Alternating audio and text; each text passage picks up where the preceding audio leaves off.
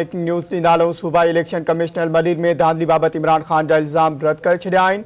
इमरान खान जे इल्ज़ामनि जी सख़्तीअ सां तरदीद कयूं था। सूबाई इलेक्शन कमिश्नर सिंध जो अहिड़ो चवणु आहे। ख़बर जे हवाले सां नाज़रीन अवां खे वधीक आगाह कंदालूं त इलेक्शन कमीशन मलीर ऐं कोरंगी में शफ़ाफ़ चूंडूं करायूं। एजाज़ चौहान जो इहो चवणु आहे।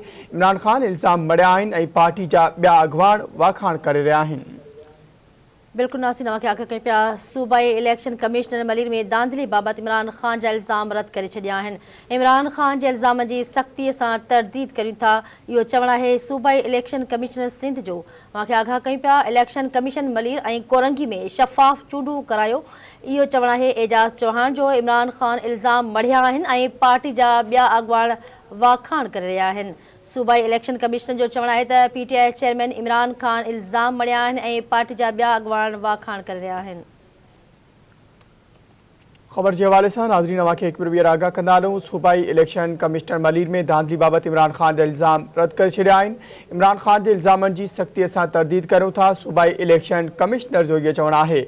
इलेक्शन कमीशन मलीर ऐं कोरंगी में शफ़ाफ़ चूंडूं करायूं। इलेक्शन कमिश्नर सिंध एजाज़ चौहान जो इहो चवणु आहे।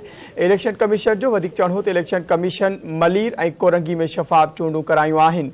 इमरान खान इल्ज़ाम मड़िया आहिनि ऐं पार्टी जा ॿिया अॻवान वाखाण करे रहिया आहिनि।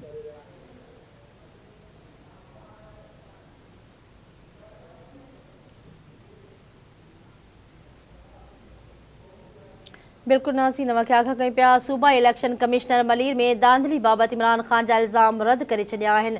इमरान खान जे इल्ज़ाम जी सख़्तीअ सां तरदीद कयूं था।